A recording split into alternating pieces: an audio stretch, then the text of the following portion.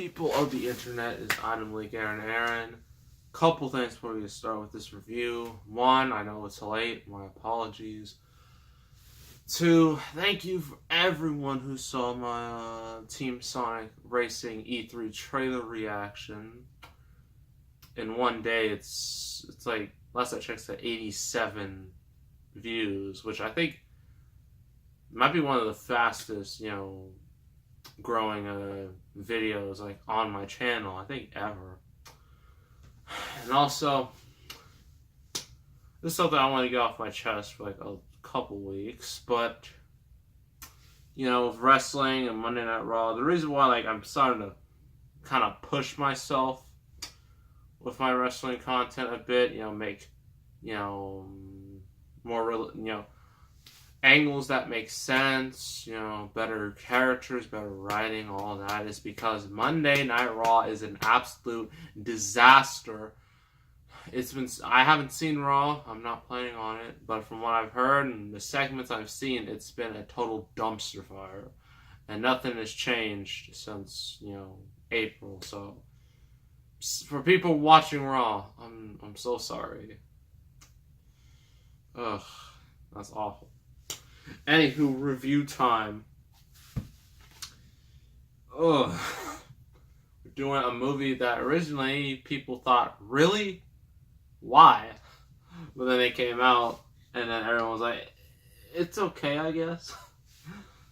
It's the Angry Birds movie, a movie based off an app. Yes, that sentence you just heard is true. Yes, if you don't know what Angry Birds is, how could you not? I mean, it was an app that became a huge sensation, and then it just died off. Just like every sensation. And, it just makes you wonder, why, and, so people behind this were, technically Rovio, the guys people behind the games. Sony distributed this, which, doesn't really surprise me that much. It's just weird. They waited 6 years for a movie, which, if you're gonna do a video game movie, you need to release it closer to the game, it's based off. That way, the two can kind of piggyback off each other. One, they can succeed off each other. I don't know why no one does this. Hopefully, Sonic Team, Sega, if you're listening to this, potentially, maybe, I don't know. But if you are listening to this, one, I'm going to be covering all that Sonic movie news, giving you free publicity. But also, you need to release, after Team Sonic Racing, if the next game is in 2019 and it has to be released close to the movie, you have to do it like that because, it makes the most sense. So Sega, Paramount, anyone over there, please do that. So yes, this thing. If you want to read the back, you can go right ahead. I'm not stopping you. Okay. In this hilarious, I wouldn't say that, animated adventure comedy, you'll finally find out why the birds are so angry. Who even asked that question? Who even wanted to know that in the first place? Are there people such diehard Angry Birds fans? If you are, that concerns me a bit. In an island paradise populated entirely by happy, flightless birds, so they can't really go anywhere, or almost entirely. Red, a bird with a temper problem, Speedy Chuck, and Volatile Bomb have always been outsiders. If you want to know, this is Red, obviously, voiced by Jason Sudeikis. You got Chuck here, voiced by Josh Gad. Yes, Olaf from Frozen. And you got Bomb, voiced by my boy Danny McBride. One of the only good things in Alien Covenant. But when the island is visited by mysterious green piggies, what's wrong with pigs? It's up to these unlikely outcasts to figure out what the pigs are up to. So the plot is more or less an extended version of what you've seen on the app. The birds are just living life, but then these pigs show up, steal their eggs, and so the birds, have to, get them back by destroying the pigs and killing them, because that's totally family friendly. But because this is a movie, and it's like an hour and a half, they of course have to expand on this.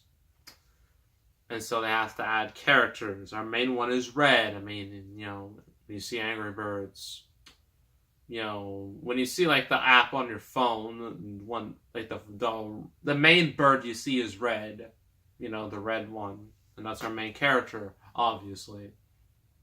If you play the app, I have. Red is just like a normal bird. What is it? Chuck, he's speedy. He's basically the Flash, a more annoying version of the Flash. And you got Bomb, who explodes, right?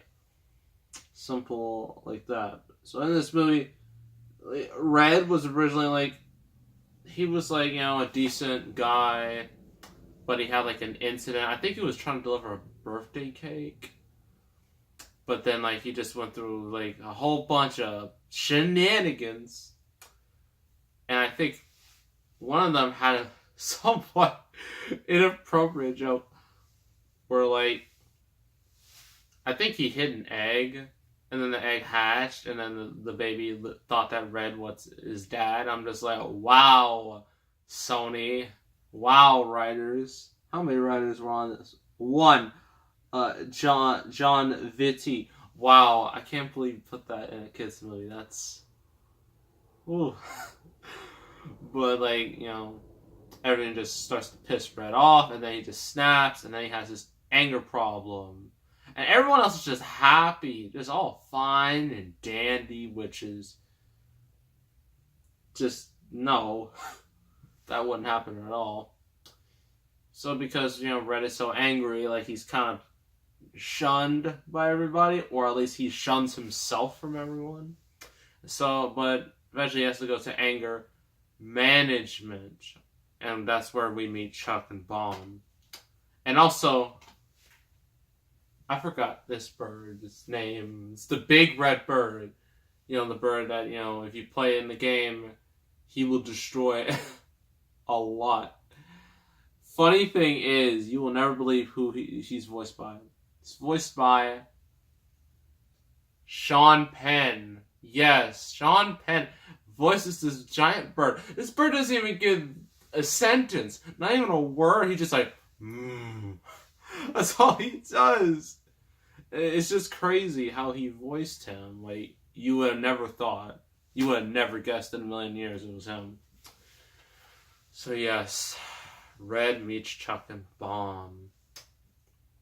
But the plot has to progress. So these pigs, I think the main one is voiced by Bill Hader, which is always a good thing.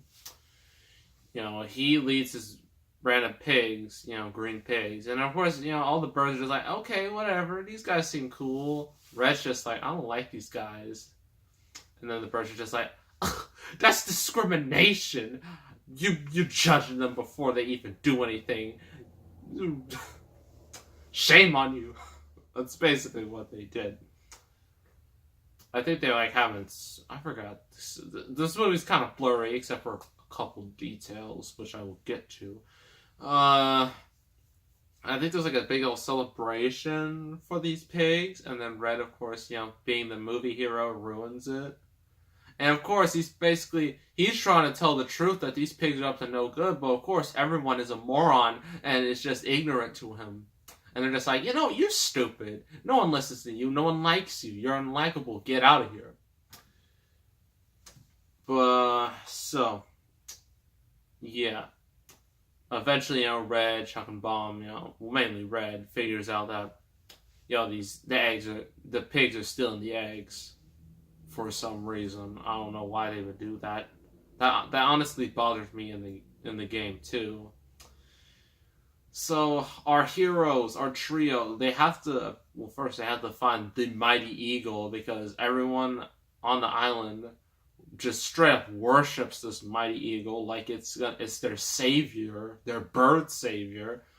So they go on a super long journey, and then they meet this eagle, and then we have one of the most awkward jokes of all time. So, like, when the mighty eagle comes out, by the way, he's voiced by Peter Dinklage. Just another, just wanted to tell you that. He goes out, he's thinking like, oh, like, he's about to do something cool, and then, like, on the edge, he starts pissing. Yes, because in every single freaking kids movie, there has to be a joke about piss. There has to be a piss, poop, fart, burp. There has to be something about the human anatomy in every single freaking kids movie. It's such an annoyance, but they still do it because kids are stupid. They have no common sense. They don't know what good content is, and sometimes that's unfortunately true. But there's this whole joke where he's just peeing, and it's not like off screen you can hear it. No, they actually show the pee.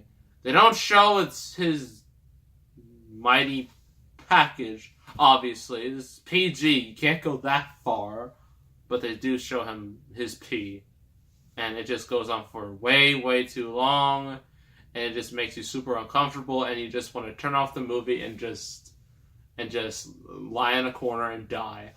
But eventually it does end. Then they see, like, oh, this mighty eagle's not so mighty anymore. He's lame. And so, like, the mighty eagle's just telling them, just like, you guys have to go and, beat these pigs. So Red and his crew of 3 people decide, you know what, I have a great idea. Let's fight these pigs, but in a unique way. We're gonna build a slingshot and just fling ourselves towards the pigs and beat them and get the eggs. That's what they do. But actually, before that, there's a very, very inappropriate joke that I can't believe was given the green light. But Chuck, I believe he said it. Since, like, all the eggs were stolen, and everyone's trying to figure out, like, what are we gonna do? Chuck's just like, well, I guess for all the ladies, let's get busy! And I'm like, oh my gosh. Why? Who? Like,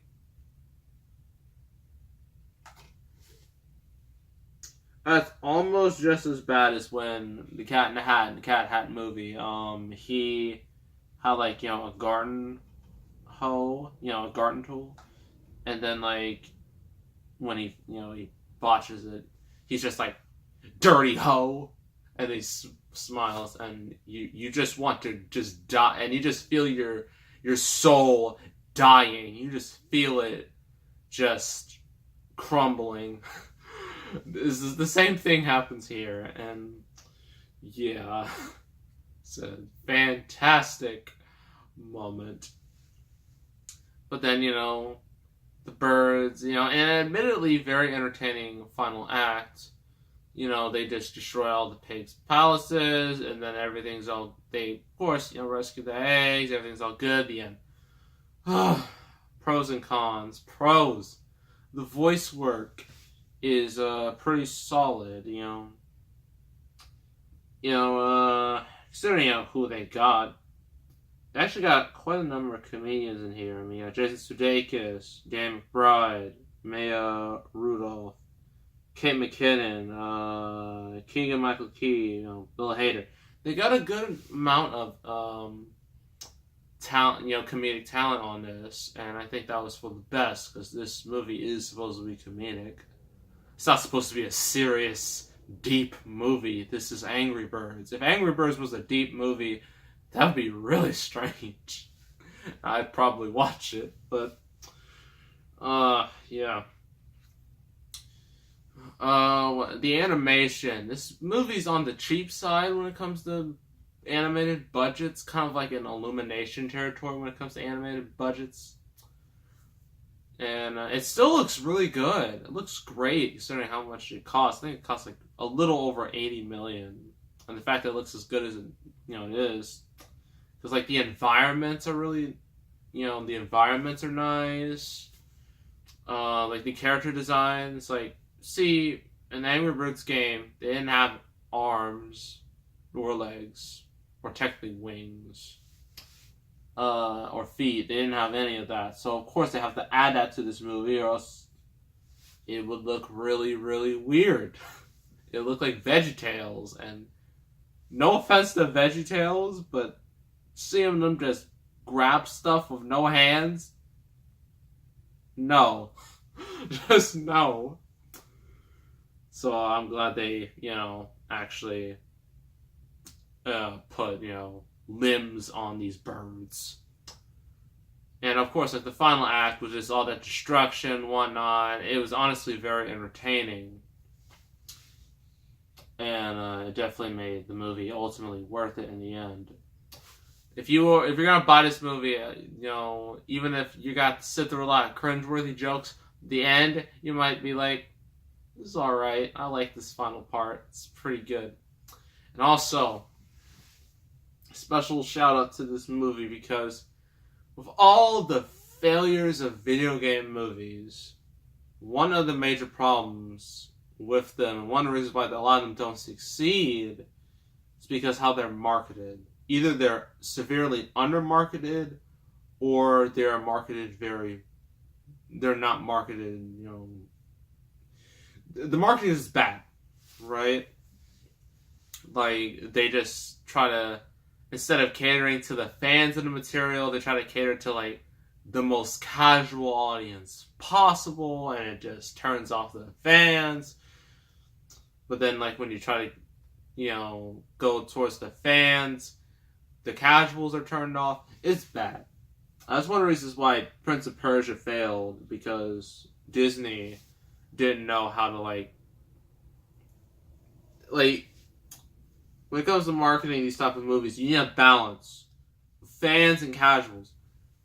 You don't if you go too far in one direction, you're gonna alienate the other direction. This movie, this knew how to market itself. It was huge. Like, they had ads everywhere. They had toys. You knew this movie was coming out. And that is, how they should really, studios should really sell these video game movies. And hopefully Sonic the Hedgehog movie does the same thing. It should. I mean, Sonic is huge. He's been a huge, well, some would say he's not huge anymore. He's just a meme lord. But, yeah. Cons. The story is very, very, very predictable. And not in the best way. I mean, it's not a terrible story. I mean, it has a decent message where it's just like, I forgot what the message was. I was distracted by all the unnecessary adult humor. But it's just so generic, and it hits the same beats as every other animated movie not made by Pixar. And speaking of Pixar, I will see Incredibles 2. Obviously. Waited 14 years for that. So that was a little, that had nothing to do with anything. What else? Like, the adult humor is just so out of place, and it's just so, not only some of it is just awkward, but it's also just extremely inappropriate. And I'm like, you're trying to sell this to, like, little kids, and you're making jokes about sex. Good job, Sony. Well, of course they would do this. A lot of the characters are just kind of bland, literally one note. Overall, it's not terrible. I think when it was coming out, someone was like, "Oh, is the best video game movie ever, which is definitely not a ringing endorsement. But compared to all the other ones I have reviewed, well, except for Mortal Kombat, and especially Mortal Kombat Annihilation, that movie is legendary. This ranks up there with one of the best. Personally, my favorite is Mortal Kombat Annihilation because that movie is absolutely hilarious. This movie isn't quite that funny, but I'm gonna give it 6 out of 10. If you like Angry Birds, you'll probably like this. If you don't, if you're just like, I need a movie to distract my kids for a couple hours because they just won't shut up about, oh, Mommy, I want to see I can't wait to see Teen Titans Go movie. Then this is the perfect movie to distract them for a good 90 minutes.